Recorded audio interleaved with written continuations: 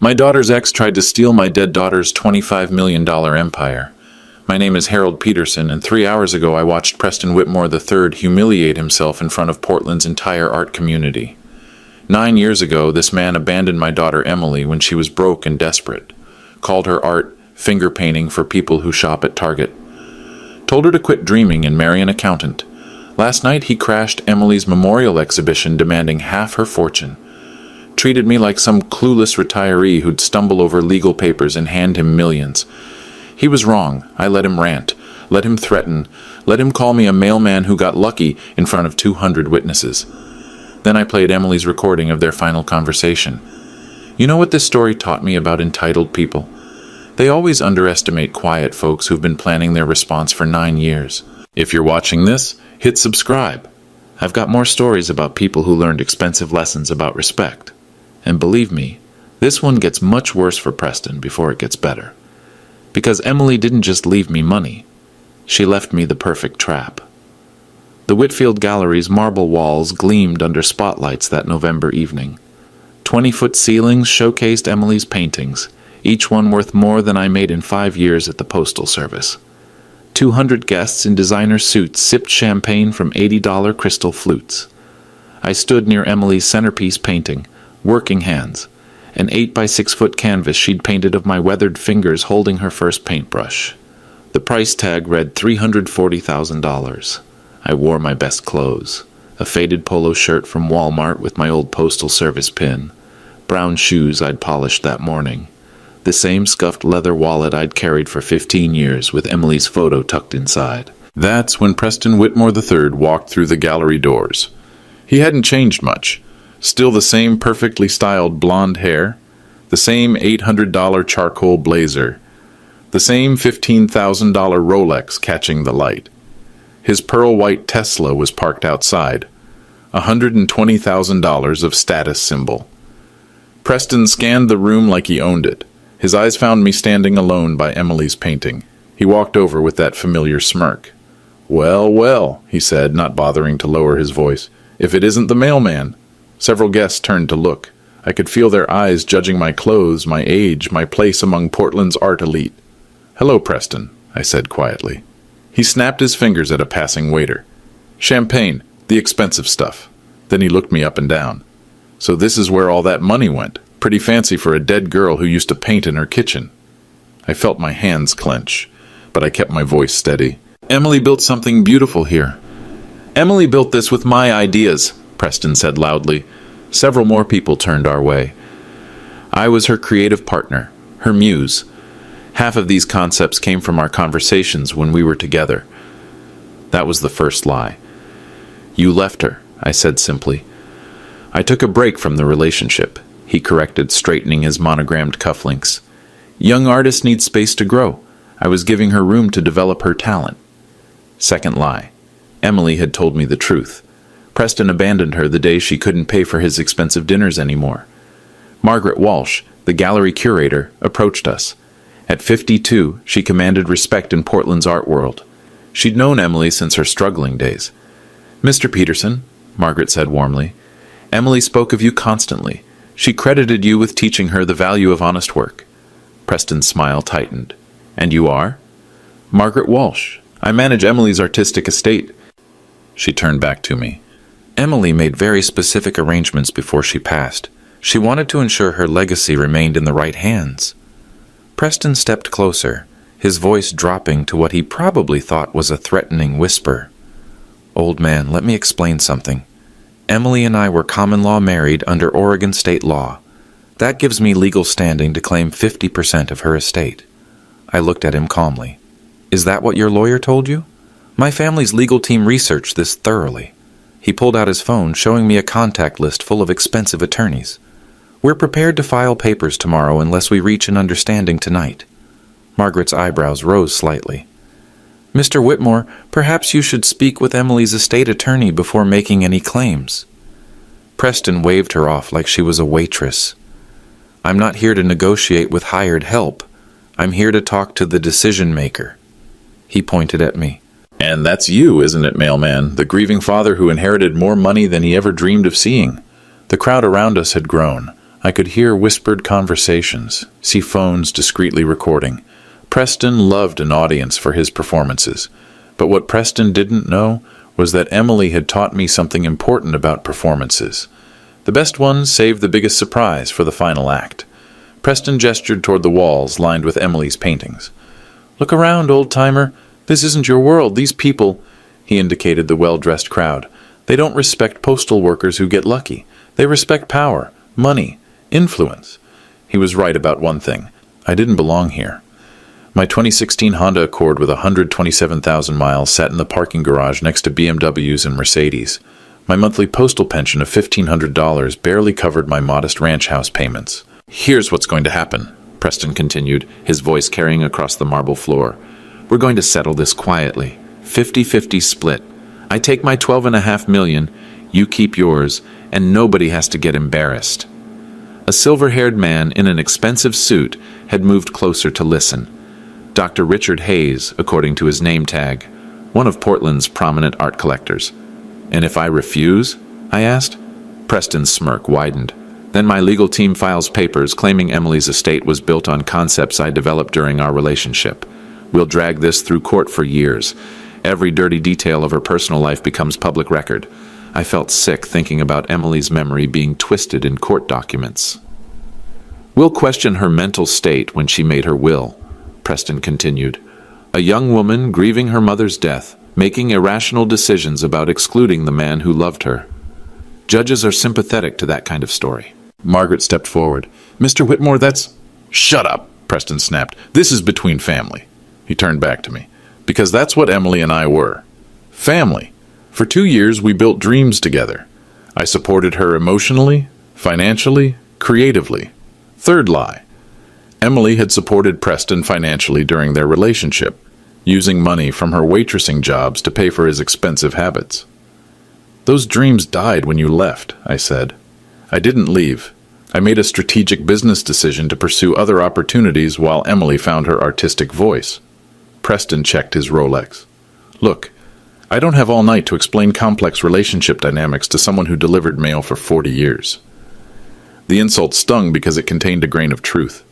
I had delivered mail for 40 years. I'd lived in the same small house, shopped at the same Walmart, driven used cars my entire adult life. Preston came from a world of trust funds and country clubs, private schools, and family connections. Dr. Hayes cleared his throat. "Excuse me, but I knew Emily quite well. She never mentioned you, Mr. Whitmore." Preston's confident expression flickered for just a moment. "She was protecting our privacy. Emily understood that my family's social standing required discretion about our relationship." "Your family's social standing?" Dr. Hayes raised an eyebrow. "The Whitmore textile fortune?" "Among others," Preston said proudly. I watched this exchange with growing understanding. Preston wasn't just after Emily's money. He needed it. His family name might open doors, but Emily's actual success made him look like a failure by comparison. "Mr. Peterson," Margaret said softly, "perhaps we should continue this conversation in my office." Preston stepped between us. "No private meetings, no secret negotiations. We settle this right here, right now, in front of witnesses." He gestured towards the growing crowd. "These people represent Portland's art community. They deserve to know how Emily Peterson's estate will be handled." He was trying to pressure me using the crowd, but I realized something else was happening.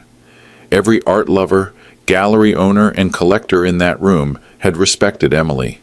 They'd watched her transform from a struggling waitress into one of Oregon's most celebrated contemporary artists. And now they were watching Preston try to claim credit for her success. "You want to do this publicly?" I asked. "Absolutely. Full transparency." Preston straightened his blazer. "I have nothing to hide about my relationship with Emily or my legitimate claims to her estate." Margaret caught my eye and gave an almost imperceptible nod. Behind Preston, I noticed James Mitchell had arrived. Emily's attorney stood near the gallery entrance, his black leather briefcase in hand. The pieces Emily had put in place 9 years ago were finally coming together. But Preston kept talking, unaware that every word was digging his grave deeper. "Let me be clear about something, Mr. Peterson. Emily loved me. She built this empire thinking about our future together. Every painting on these walls contains pieces of conversations we shared, dreams we developed side by side. Fourth lie. And this one would cost him everything, because what Preston didn't know was that Emily had recorded some of those conversations, and I had every single one. Preston pulled out his phone and began scrolling through photos. Since we're being transparent, let me show everyone some evidence of my relationship with Emily. He held up the screen, showing a picture of him and Emily at what looked like an expensive restaurant. Emily appeared uncomfortable, her smile forced. Dinner at Le Bernardin in New York, February 2019. I flew Emily out for Valentine's Day to celebrate her first gallery showing. Preston turned the phone toward the crowd. Does this look like a casual relationship to you? Dr. Hayes leaned in to look at the photo. That's Emily, certainly, though she appears happy, Preston finished quickly. She was happy because I believed in her talent when nobody else did. Margaret's expression had hardened. Mr. Whitmore, I was Emily's curator from the beginning. She never mentioned— Of course she didn't mention me to her employees, Preston interrupted. Emily understood professional boundaries. She kept her personal and business relationships separate. That's when I noticed something in Preston's photo. Emily was wearing a long-sleeve sweater in February, but I could see the edge of a bruise on her wrist. I remembered that week. Emily had called me crying, saying she'd fallen down some stairs at Preston's apartment. Now I realized what had really happened. James Mitchell approached our group, his attorney badge visible on his lapel. Excuse me, gentlemen. I'm James Mitchell, Emily Peterson's estate attorney. I couldn't help overhearing this conversation. Preston's eyes lit up. Perfect timing. You can save us all some trouble by explaining the legal realities here. Oregon's common law marriage statutes clearly apply to my situation with Emily. James opened his briefcase and pulled out a manila folder. Mr. Whitmore, I've been expecting you. Emily was very specific about the possibility of this exact scenario. Good, Preston said confidently. Then you know I have legitimate claims. Actually, James said carefully, Emily anticipated someone might attempt to claim common law marriage status. She left detailed instructions about how to handle such claims. Preston's confidence wavered slightly. What kind of instructions? James glanced at me, then back at Preston. She required that any such claims be backed by substantial evidence. Financial records showing shared expenses, lease agreements with both names, joint bank accounts, that sort of thing. I can provide all of that, Preston said quickly. Can you? James asked mildly. Because Emily's records show that during your entire relationship she paid for everything. Restaurant bills, travel expenses, even your rent payments when you were between jobs. The crowd had grown larger. I counted at least 30 people now watching our conversation. Preston seemed to realize he was performing for a much bigger audience than he'd intended. Emily insisted on paying. Preston said defensively. She had trust issues about money. I was trying to help her develop financial independence. Fifth lie, and James Mitchell's expression suggested he knew exactly how false that claim was. Mr. Whitmore, Dr. Hayes interjected, I purchased several of Emily's early pieces. Her price points in 2019 were quite modest. I doubt she could afford expensive restaurants and travel.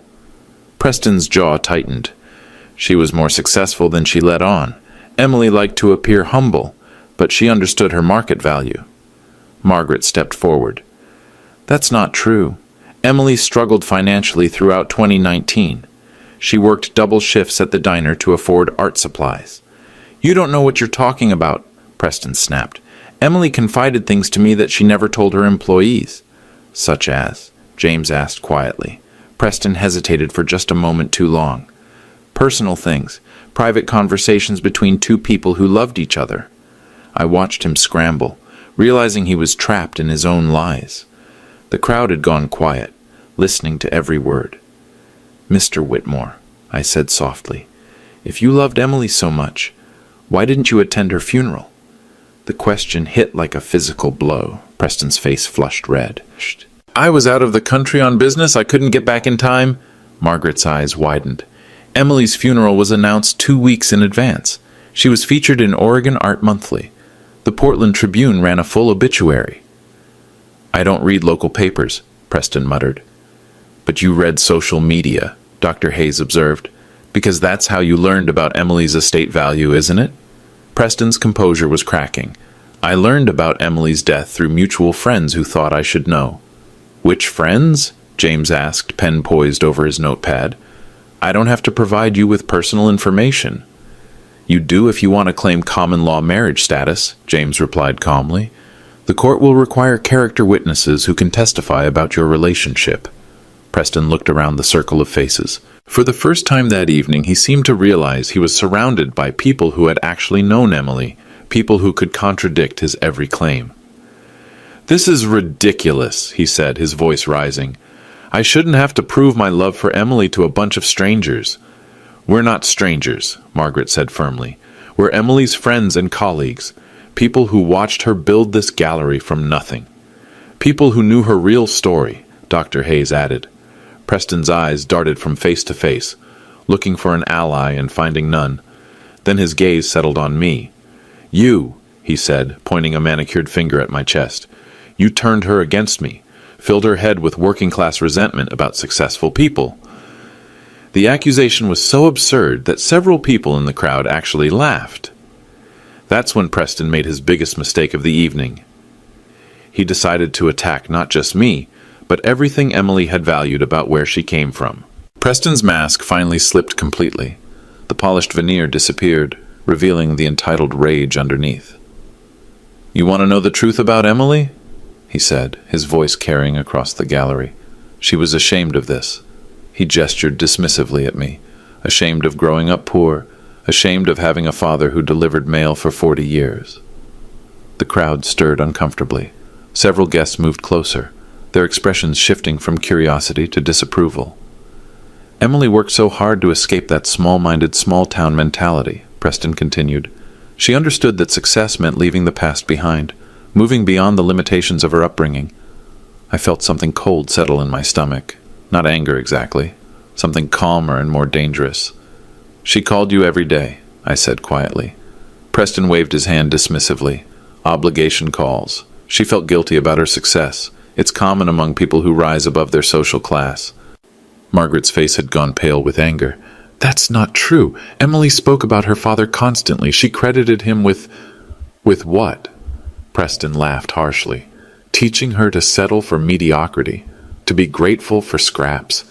Emily succeeded despite her background, not because of it. James Mitchell had been taking notes throughout this conversation. Now he looked up from his notepad with interest. Mr. Whitmore, you seem to have strong opinions about Emily's relationship with her father. I have realistic opinions, Preston corrected. Emily was brilliant. She deserved better than weekly guilt trips from someone who never understood her ambitions. Dr. Hayes frowned. Weekly guilt trips? Phone calls, Preston said with exasperation. Every few days the old man would call with some crisis or problem that needed Emily's attention. Her father was emotionally manipulative. Sixth lie. And this one revealed more about Preston than he realized. How do you know about Emily's phone calls? I asked. Preston hesitated. She told me about them. During your relationship that ended 9 years ago? Another hesitation. We stayed in touch. Emily valued my perspective on important decisions. James looked up from his notes. Mr. Whitmore, do you have records of these conversations with Emily? Phone logs, emails, text messages? Our communication was mostly verbal. Emily preferred personal conversations to digital records. Margaret stepped forward. That's strange. Emily documented everything about her business. She kept detailed records of every professional relationship. This wasn't business, Preston said quickly. This was personal, private. But I could see doubt creeping into the faces around us. Preston's story kept changing, his details kept shifting, and experienced business people recognized the patterns of deception. James closed his notepad. Mr. Whitmore, I think it would be helpful if you consulted with your own attorney before making any formal claims. Estate law is complex, and the evidence requirements are quite specific. I don't need to consult anyone, Preston said arrogantly.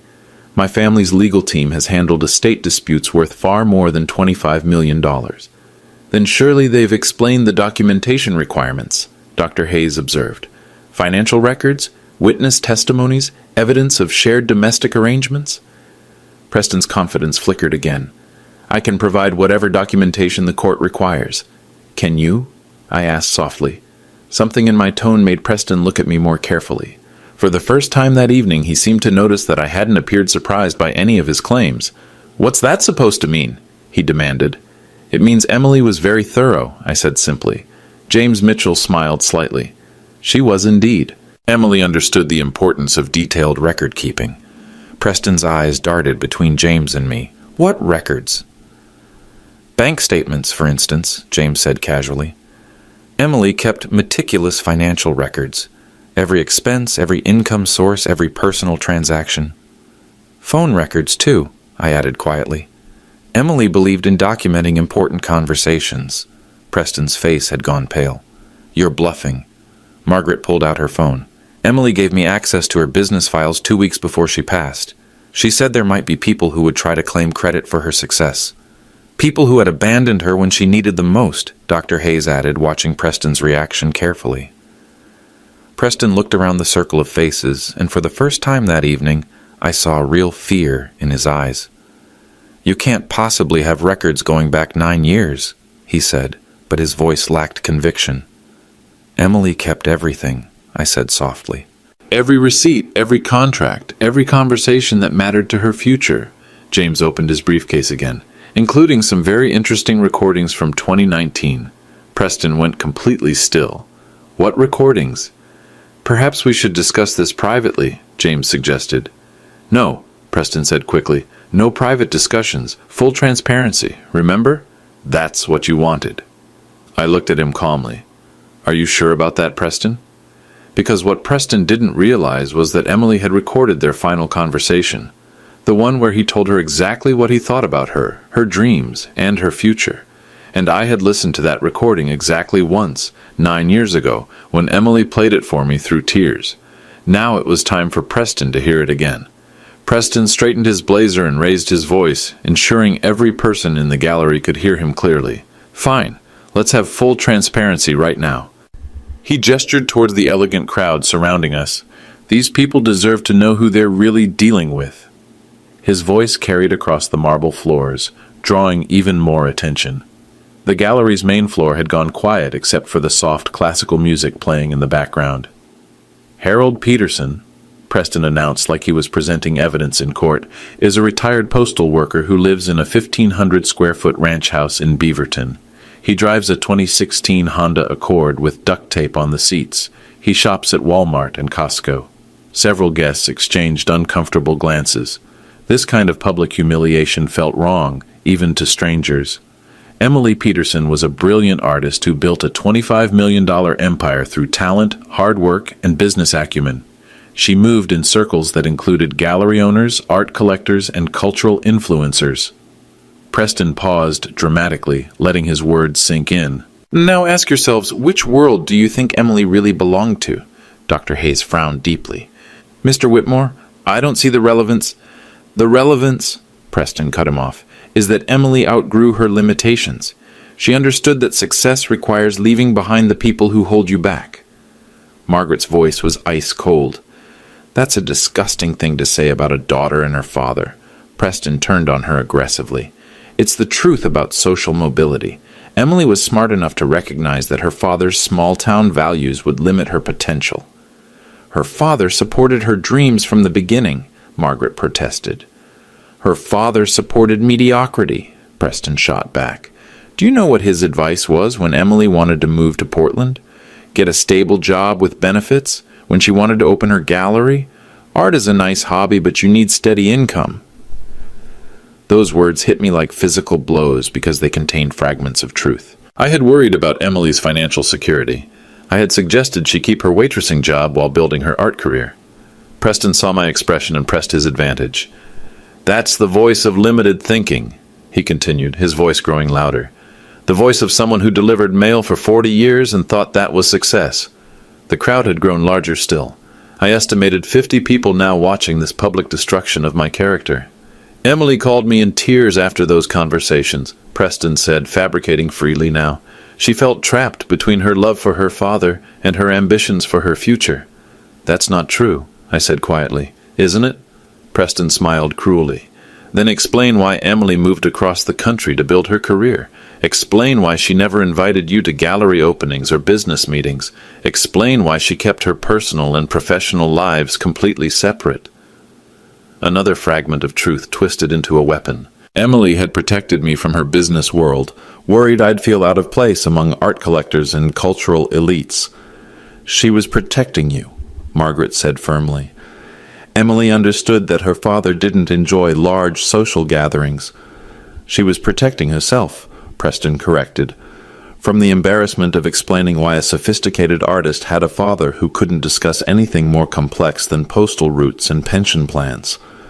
The cruelty in his voice was breathtaking. Several guests stepped back, clearly disturbed by Preston's viciousness. James Mitchell looked up from his notepad. Mr. Whitmore, these personal attacks seem unnecessary for an estate discussion. They're necessary because they establish context, Preston replied. Emily lived in two worlds, the sophisticated world she built for herself and the limited world she came from. I was part of her sophisticated world. He gestured toward his expensive clothes, his Rolex, his perfectly styled appearance. I understood her ambitions because I shared them. We talked about art, culture, business strategy. We planned international exhibitions and high-end collector relationships. Preston turned back to me with obvious contempt. What did you and Emily talk about, Mr. Peterson? Weather? Television shows? Grocery store sales? The crowd had gone completely silent.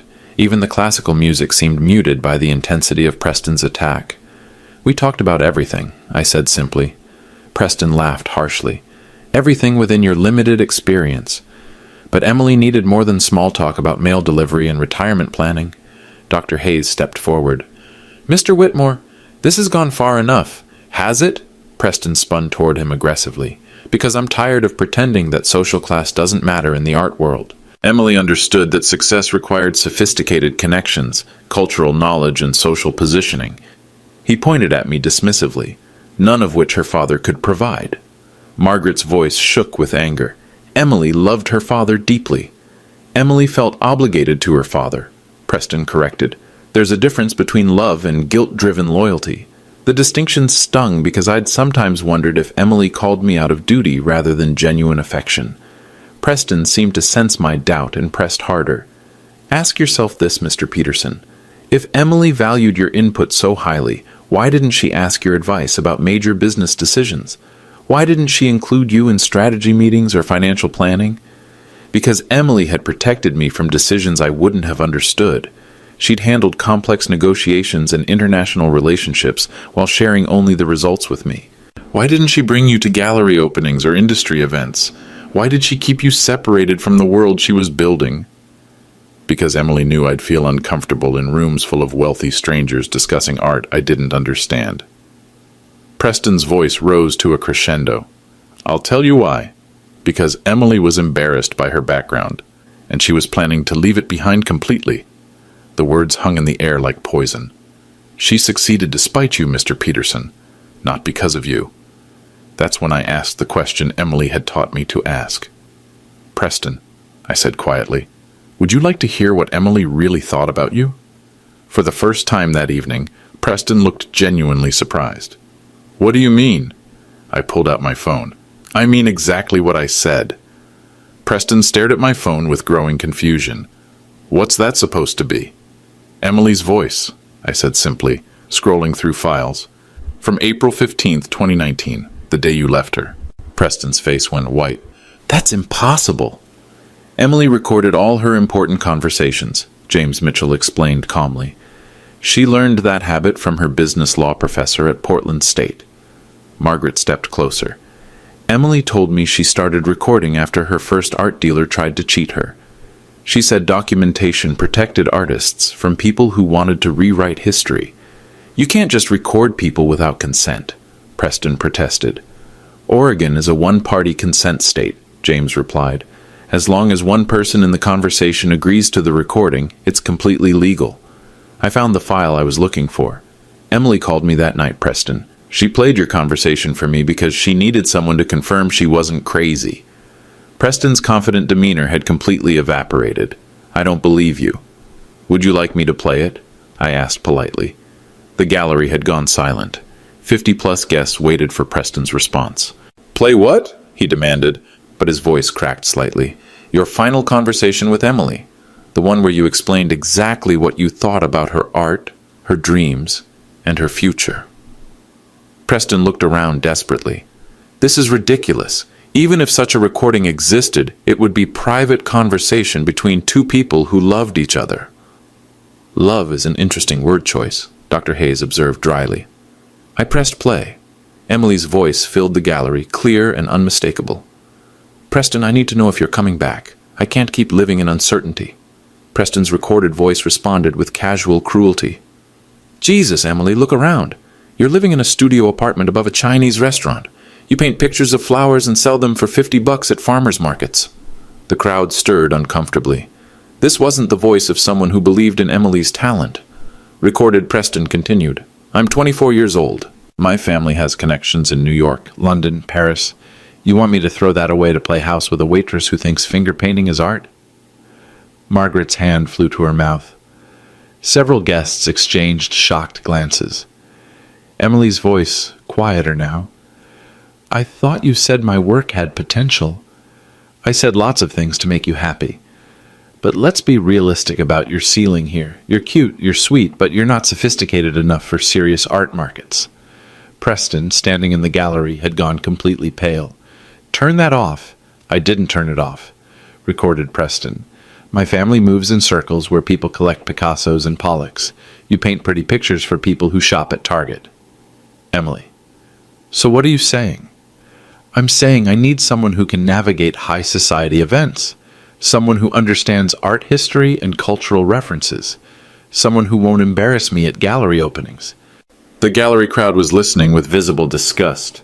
These were exactly the kind of high society art people Preston claimed to understand. Recorded Preston delivered his final blow. "Face it, Em. You're a small-town girl who thinks big, but you don't have the background or education to compete at elite levels. Find yourself a nice teacher or accountant and paint as a hobby." Emily's voice was barely a whisper. "What about everything we planned together? What we planned? I talked, you listened. That's not collaboration, that's me being polite to my girlfriend." The recording ended. The gallery stayed silent for a long moment. Then Dr. Hayes spoke quietly.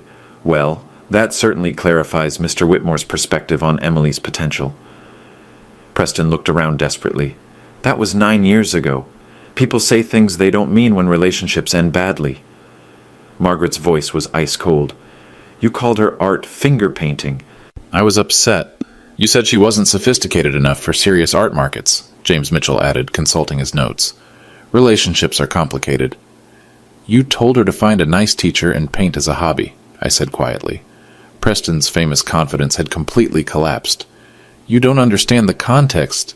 "The context," Dr. Hayes interrupted, "is that you're standing in a gallery showcasing $25 million worth of the finger paintings you dismissed."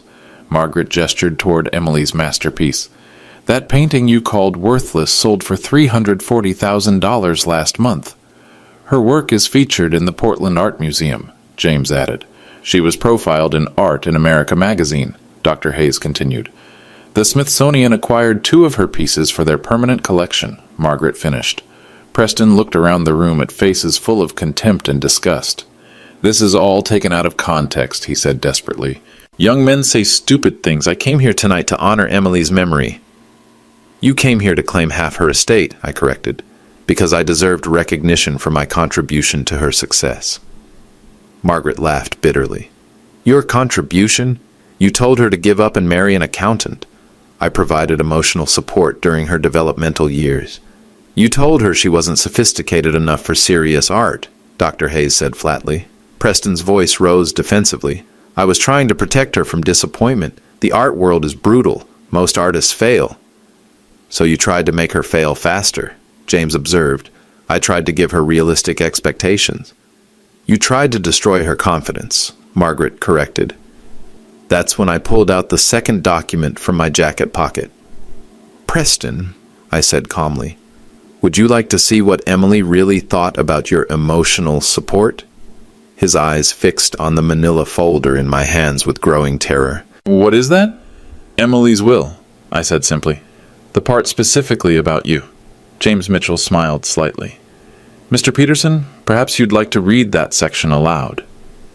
I opened the folder to a page marked with Emily's handwriting. Regarding Preston Whitmore III, I read in a clear voice that carried across the gallery, I specifically exclude him from any inheritance, benefit, or claim upon my estate. Preston's legs seemed to wobble. Emily's reasoning, I continued, is documented in her own words. Preston abandoned me when I needed support, dismissed my artistic ambitions as worthless, and actively tried to convince me to abandon my dreams. He represents everything I struggled to overcome. The crowd stared at Preston with obvious disgust, but I wasn't finished. There's more, I said quietly, because Emily's will contained one final surprise that would destroy Preston's credibility forever. I continued reading from Emily's will. Furthermore, Preston Whitmore III owes me $67,000 in unpaid loans from our relationship period, documented with receipts and bank statements, which I hereby forgive only to ensure he has no legal connection to my estate whatsoever. Preston's mouth fell open. That's not true. James Mitchell opened his briefcase and pulled out a thick folder. Actually, we have complete documentation. Restaurant bills, rent payments, car repairs, clothing purchases, all paid by Emily, all promised to be repaid by you. Those weren't loans, Preston protested weakly. Those were gifts between people in a relationship. Do you have documentation showing they were gifts? James asked mildly. Margaret's expression was pure disgust. So you didn't just abandon Emily emotionally. You robbed her financially too. Dr. Hayes shook his head. $67,000 from a struggling artist's savings. She insisted on paying, Preston said desperately. I tried to pay my own way, but Emily wanted to demonstrate her independence. Seventh lie. And the crowd wasn't buying it anymore. James pulled out another document. We also have Emily's personal journals from that period, detailed entries about lending you money for job interview clothes, car payments, and apartment deposits. She wrote about crying herself to sleep because she couldn't afford art supplies after paying your bills, Margaret added quietly. The gallery crowd murmured with disgust. Several people had pulled out phones to record Preston's humiliation.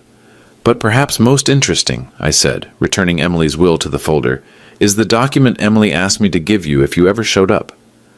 Preston looked at me with naked fear. What document? I pulled out a legal-sized envelope sealed with Emily's signature across the back flap. She wrote this the day after your final conversation. She wanted you to have it if you ever tried to claim credit for her success. Preston stared at the envelope like it contained a bomb. I don't want to read any more of Emily's private thoughts. Then I'll read it for you, I said calmly. I broke Emily's seal and unfolded a single handwritten page. Preston, I read aloud, if you're hearing this letter, it means you've returned to claim credit for achievements you told me I'd never accomplish. Preston's face had gone from pale to gray. You once said I wasn't sophisticated enough for serious art markets. You said my work was finger painting for people who shop at Target. You said I should find a nice teacher and paint as a hobby. The gallery crowd listened with rapt attention to Emily's words from beyond the grave. But most importantly, you said I didn't have the background or education to compete at elite levels. You were wrong about that, Preston, but you were right about one thing. I paused, letting tension build. I did need to leave my past behind to succeed. The part of my past I needed to leave behind was you. Margaret wiped tears from her eyes. Several guests nodded approvingly. Emily's letter continued. If you're hearing this, it means you've learned about my success and decided you deserve a share. It means you've forgotten your own words about my limitations and potential. Preston looked around desperately for escape routes. So let me remind you of your own advice, Preston. You told me to be realistic about my ceiling. You told me to find someone who wouldn't hold me back. You told me I'd never amount to anything in serious art circles. I looked up at Preston before reading Emily's final words. I took your advice, Preston. I was realistic about my ceiling, and I shattered it. I found someone who wouldn't hold me back, and I married my art instead of my limitations.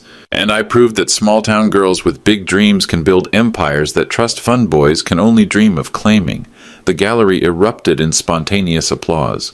Preston stood frozen as 200 people clapped for Emily's posthumous victory over his cruelty. When the applause died down, I folded Emily's letter carefully. "Preston," I said quietly, "Emily's estate attorney has one more document for you." James Mitchell handed Preston a legal notice. "This is a cease and desist order," James explained professionally. "Any further attempts to claim inheritance rights, make public statements about Emily's estate, or contact family members will result in immediate legal action." Preston's hands shook as he read the document.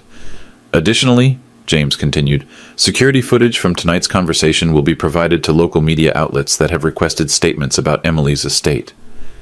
Margaret stepped forward. "Mr. Whitmore, you're no longer welcome at Whitfield Gallery or any of our partner institutions." Dr. Hayes added coldly, "I'll be informing the Portland art community about tonight's conversation. Your reputation in these circles is finished."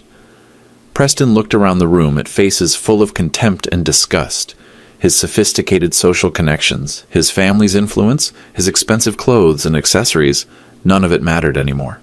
He was exposed as exactly what Emily had recognized 9 years ago, a predator who claimed credit for other people's achievements. "This isn't over," he said weakly. "Yes," I replied calmly, "it is." Security guards appeared at Preston's shoulders. Margaret had signaled them during his breakdown. "Sir," one guard said politely, "we need to ask you to leave the premises." Preston straightened his blazer one final time, trying to recover some dignity.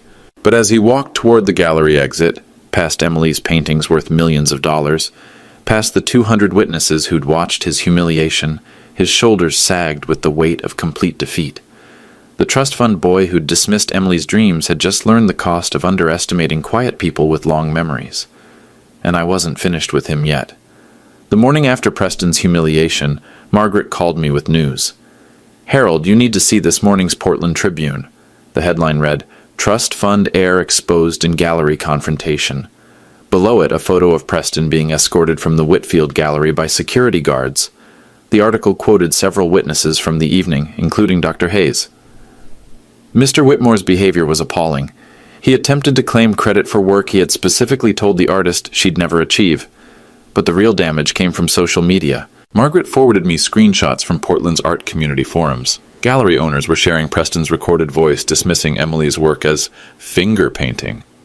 Collectors posted photos from the memorial exhibition with captions about protecting artists from predators. "It gets worse," Margaret said. 3 other artists have come forward claiming Preston used similar tactics with them, promising support, then disappearing when they couldn't finance his lifestyle. James Mitchell called an hour later with legal updates. "Preston's family attorney contacted me this morning. They're withdrawing all estate claims and requesting no further media coverage." James chuckled. "Apparently the Whitmore textile fortune doesn't appreciate public association with emotional abuse scandals." "What about the $67,000? I asked. "They've offered to pay it to Emily's Memorial Scholarship Fund. Full amount plus interest. They want this story to disappear completely." By afternoon, the ripple effects had spread beyond Portland. Art in America magazine called for a statement about predatory relationships in emerging artist communities. The Portland Art Museum issued a press release supporting their acquisition of Emily's work and condemning attempts to diminish artist achievements posthumously.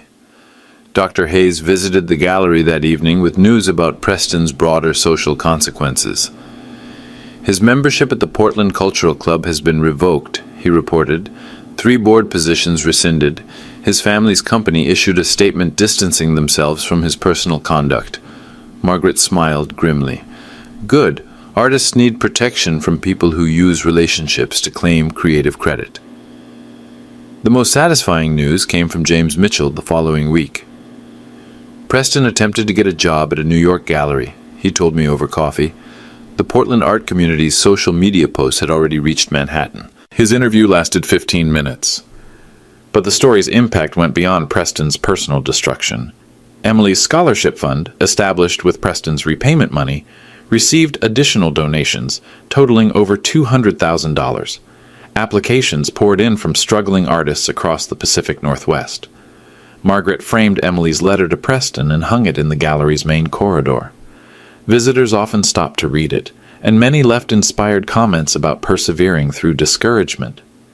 Emily's voice is reaching more artists now than she ever imagined, Margaret observed.